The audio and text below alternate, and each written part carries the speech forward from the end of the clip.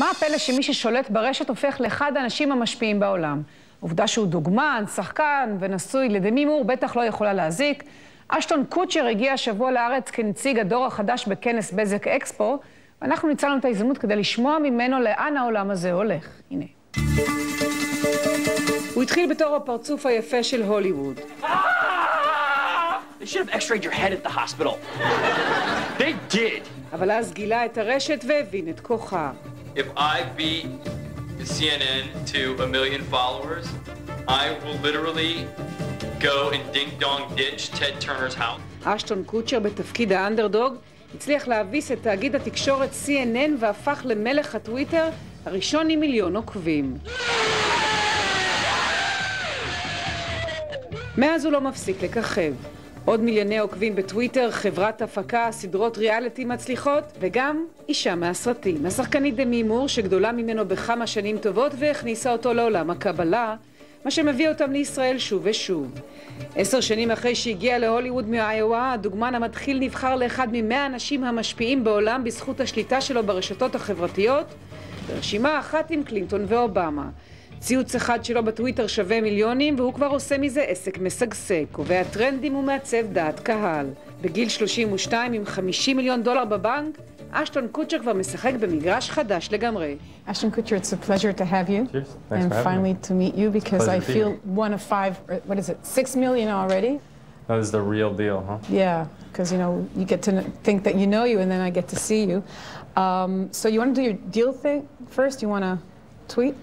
My deal? No, You no, want to no, tweet I'm that good. you're no? I'm good. Because I saw what you did to Letterman and I wanted to tell you that you can skip the sitting on me. I've been well represented on the Twitter front. I think I'm all right. You can tweet after the interview then. Yeah, maybe after. Okay, great. Depends. We'll see how it goes. But you know, I've hosted so many, you know, statesmen and politicians and people who set the agenda, but I think none of them knew that what they said actually reached 6 million people a second after. Well, I wouldn't say that what I say reaches 6 million people. What you tweet is, you know, is Yeah, but so that's an aggregate, right? And then you think about that's global as well. And not everybody's on. I'm not on Twitter right now. You're not on Twitter right now. So not everybody's on. So, if you think about 24 hours in the day, probably half of the world is sleeping at any given time. So that cuts it down to like 3 you're being million. modest, 3 million. But you And know, then you take about, maybe the average person's on there for 30 minutes a day. If you have an account, you're very active. Out of a 24-hour day, there's generally not. but you know, that many these people politicians, they take, they work hard and they go from town hall to town hall and they hire all these spin doctors and whatever. And, here you are, one of the 100 influential people in the world next to Clinton and Obama and so on. And, is this where the world is heading to? I mean, that influence and power is something that is not really, or it doesn't have to necessarily be connected to what a person does? I still believe that true connection requires a handshake.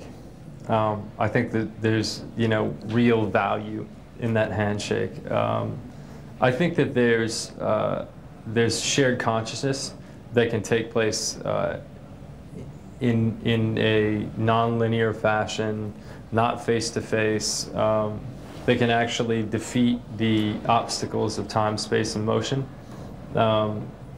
But at the same time, I think if you really want to have true connectivity with someone, I think it takes more. But did you ask over yourself, time. Did you ask yourself, for example, what it says about us as a society, the fact that you became king of Twitter, okay, and passed a constitution like CNN? What does it say about society? One can say that it's what's interesting over what's important, the news. It was the number, and here you came and just wiped them off the map. Well, I think people want to fight for an underdog, right? And I think I was kind of the underdog in that particular situation. Maybe there's an underdog working, trying to take your place now. But yeah, there definitely is. But I actually think that what people were connecting to was not my voice, but their own voice and the power of their own voice. And the opportunity that can exist in a landscape that is flattened. if you wanted to have a voice on television, you know, your best shot was getting a public access show in the United States, you know. And if you didn't have millions of dollars, you know, imagine how difficult it is in the United States to get on one of the broadcast media stations, right? A, you have to have an unbelievable idea. B, you have to have a connection with the studio executive. You have to go and you have to pitch it. Once you pitch it, you have to have your show piloted. Once your show is piloted, they have to go through it and scour it and edit it and change it and, you know, change your voice and change what you're saying. And we want this character to be a woman, and we want this character to be African American, and so you can go above by your the time heads. it gets spun out, it may not even be your vision if you ever make it to the air at all. And it's a true long shot, and there's a limited number of slots, right? The internet is an infinite number of slots, an infinite number of channels, and an infinite number of authentic programming. But still, you weren't just someone. You were already, you know, an actor, a known face, a celebrity. People wanted, you know, people want to hear about you because they want to feel a part of your life. I guess that if you were only, you know, giving them philosophical ideas, it wouldn't be that interesting for them, and you know that. Who's Guy Kawasaki? Do you know? No. Who's Adventure Girl? Who's iJustine? Guess no. Who's Kevin Rose? They have more Twitters than you? No, but they all have over 1 million. Who are they? And they have broadcast channels that are larger than most of the cable networks in the United States of America. So you say that has nothing to do with the fact that you also provide them with information about their life, your life, that they really want to know? 100%. I'm not discrediting the value of celebrity in that space and in one's ability to aggregate audience, because you can use and leverage traditional media channels to actually drive engagement in your untraditional media channel. It's also very tricky, I guess, because, you know, if you provide them with information about your personal life, then they always want to know more, and if you stop, maybe they'll go away. I mean, it's a really tricky line there, right? You went very far. I don't think I went that far. I didn't go any farther than what they go. But you're known, and I mean. Yeah, but you think, you know, some people thought this was like a great travesty that I could possibly post a picture of my wife in a bikini on my Twitter channel, right? Like that was something that was awful. Go open any tabloid magazine, and tell me you can't find a picture of a famous girl in a bikini. But like, you know what the difference is? But you know what the difference is? When you do it on a tabloid, then it's like a paparazzi picture. Okay, but you know what the difference is? When you do it in a tabloid, you don't have editorial oversight. I can make sure the picture's good when it's my channel. I'm sure in your case it's always good. But no, yeah, I mean, listen, at the end of the day, I get to control the heat when it's on my channel. When it's off my channel, you know what? That's their deal. They're going to control it. They're going to say what they want. Are you sure you can control? Because, you know, when the news isn't that good news, and when it's going into areas where you don't want to go in there. I think you can maintain the long tail of media. And now, that being said, I don't think you're always going to hear what you want to hear. And the truth is you can look at the responses of anyone's channel on any channel that there is, and some people aren't going to like it. Some people are going to have a problem with this. Some people are going to say this. And one of the most dangerous things is that from a journalist, the thing you should be most worried about is that somebody's going to get your beat before you get it, right? I remember when Michael Jackson died. I was in Atlanta, Georgia, and I was shooting a film. And there was this like pop-up of like, did Michael Jackson die? ? Right? And I'm watching this on Twitter. I'm like, oh my God, like this hasn't hit the news yet. I want to be, you know, maybe I could break this story. I don't know. I'm not even there. I'm calling people. Hey, did you hear this? Is the thing? What's going on? Did Michael Jackson die? And you want to be first? You wanted to be the first one? Well, because you break it, and all of a sudden everybody's retweeting your thing, and so people. But it's shallow journalism, right? Okay. Because people just want the beat. And so then you have, you know, TMZ breaks it, and then the next thing 10 people do is they say, TMZ says that Michael Jackson died. And so you're reporting what another tabloid says, and you're trusting that they were responsible about their journalism, and 9 times out of 10 they're not. So the real danger in social media is that you can spread damage like wildfire, and you can spread good like wildfire. Is it addictive? I mean, always, you know, trying to get as many, you know, followers, tweeters. I think, you know, it becomes like it dominates your life at the end of the day. Should I do this? I think Should I it put can. that? What? I think it definitely can. I mean, Did it dominate yours? It's fun. I think anytime I started to feel that way, I would go, okay, I'm taking a break. I'm gonna like. Give me a moment like that. When was the last time? Well, I think last week I think I tweeted like 4 times or 5 times or something. Like I was just like, you know what?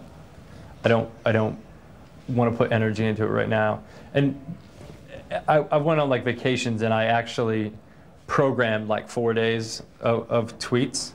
Of like content that I found and things that I wanted to share with people. So I just programmed out the 4 days and went on vacation and put it aside. I think my channel is less about me and more about content that I'm sharing. So, but you know that you have to give in your personal life for people to listen to your content. You know, that's the deal with your. You'd be surprised. Really? You think that if you take away all your personal things in Twitter, they'd still follow you? Yeah. Really? Isn't that naive? Maybe. I mean, so you're going to be naive now. I think it's interesting. If you could choose. I think as long as you keep listening. To people. As long as you keep listening. I think that the key to social media is that people want to be heard. And as long as you keep listening, as long as you care about what it is that you're sharing, I don't think it always has to be personal. You know, there's illusionating about the social media. It's like social media has this, like, you know, positive name, but at the end of the day, it's the next way to make money, and it's brands are going to use that social media. They use it now, and I mean, your company also helps them successfully doing so. I think that looking at big business as evil empires is pseudo naive. I think sometimes there's abuse that takes place with big businesses, but I also think that there's a lot of good.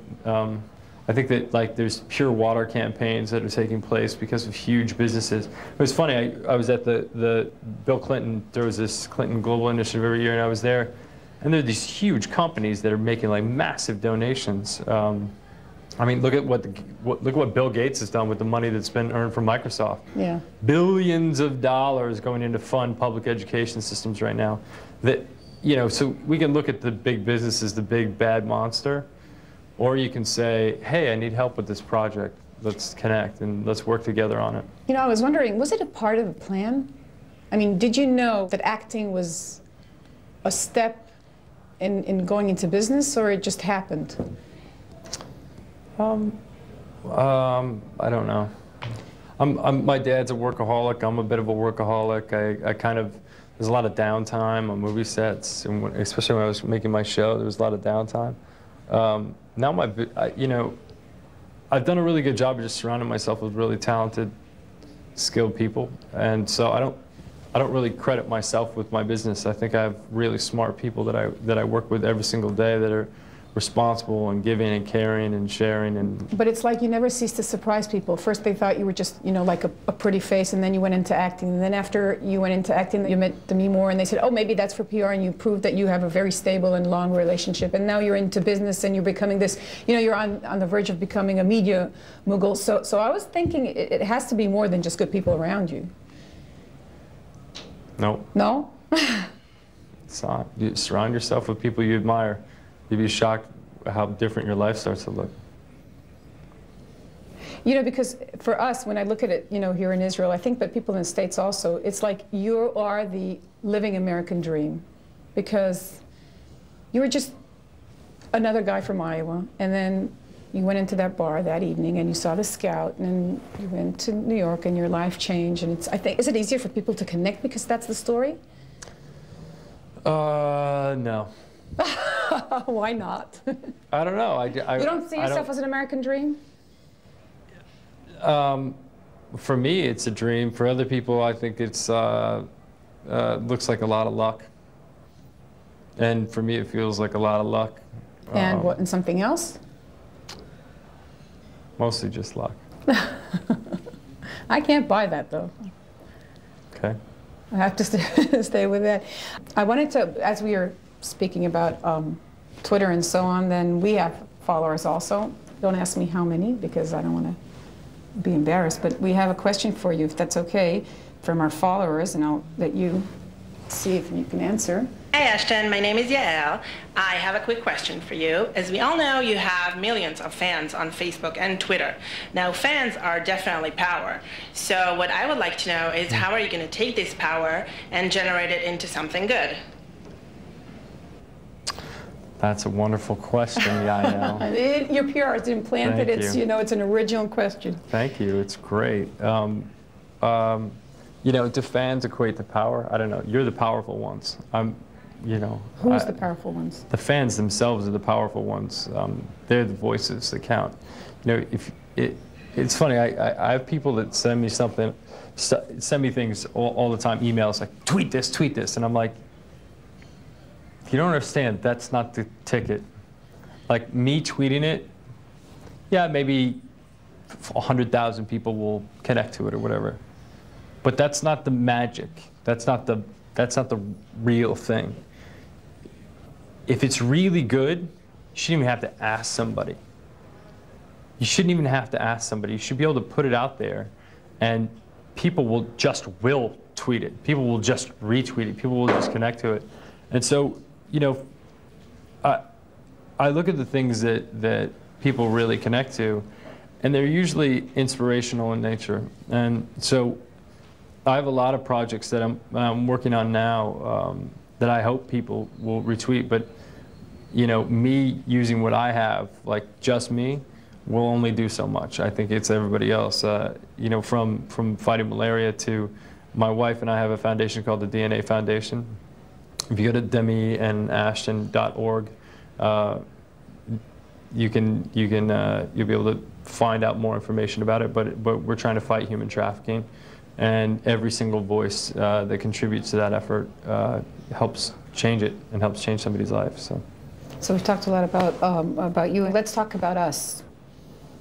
It's your 4th visit to Israel. What brings you here? Well, I have friends here. Last time I came, one of my stepdaughters was here on an archaeological dig for the summer for school, so I came to visit her. I read she came on the bus to meet you? She came on the bus from Haifa. Yeah. And I was in Jerusalem, and she came and met me, and we hung out and had fun. And you're almost no. She's what? She's my middle daughter. She's in college now. And then another time I came here to meet my friend. It was Rosh Hashanah, and I'd never experienced a Rosh Hashanah in Israel, so I thought it'd be interesting to come and see what that was about. Is it because of the Kabbalah? Because of your connection to the Kabbalah? One of my best friends runs the Kabbalah Center, so I came to visit with him. You know, it's almost part of the American dream, the Kabbalah now. You know, whoever makes it big in America is also interested in Kabbalah, Madonna, and you know, the Donna Karan and so on. I don't know about that. What did you find in the Kabbalah? I think we're made fun of more than admired, actually, to be quite honest. But that's okay. What did I find in it? What do I find interesting? You know, the greatest thing that I ever read was, you know, Hillel said, you know, somebody asked Hillel if he could teach him the Torah while standing on one foot, and he said, "Love thy neighbor as thyself. Everything else is commentary. Now go study." And that's all it is to me.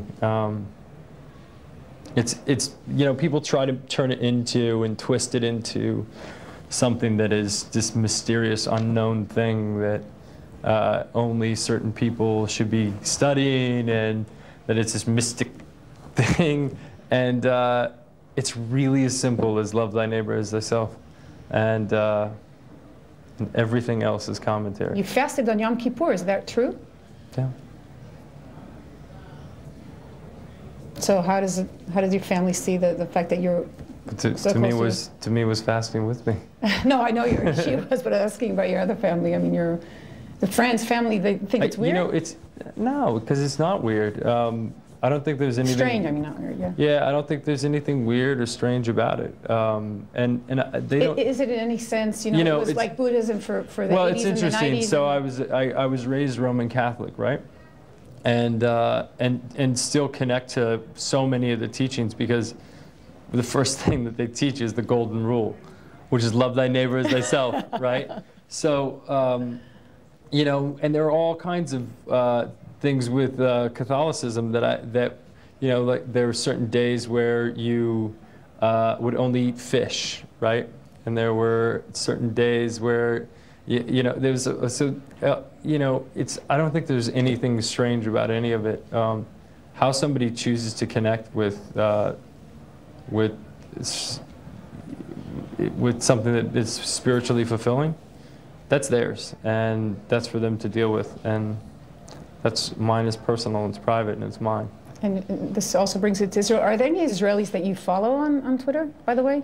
Yeah, there's a couple. I met one of them today, and I have his name is right here, actually. And then there's a girl by the name of Orly that I follow. Orly? Yeah. Wow, there are a lot of Orlys. Now we have to check. Told me at the end of the day, if you'd have to choose, I don't know, holding the statue in the Kodak Theater, or being, you know, the media mogul people bet that you will become, which one would you choose? I don't have to choose. And if you'd have to choose? I don't have to. Why not? You sure you're going to make both? Yeah. You're going to get an Oscar? You sure? I think I can. That's great. What do you want to do when you grow up, though? I don't want to grow up. That's a good point. Ashton Kutcher, thank you very much for this interview. Thank you. Thanks. Cheers.